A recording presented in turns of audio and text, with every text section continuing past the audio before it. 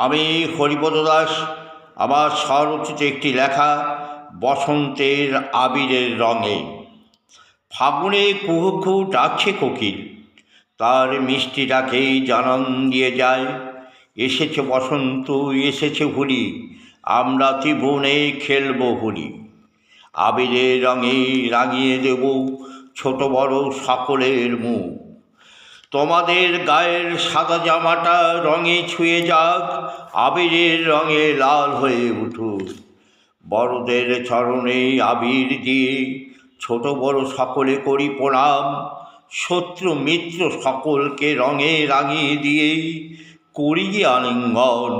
আপন করে কাছে টেনে নেওয়াই আমাদের মানবতার কাজ।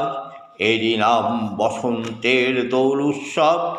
আমরা সবাই একে অপরকে আবিরের রঙে রাঙিয়ে দিই। বসন্ত উৎসবকে জানাই স্বাগত, নমস্কার।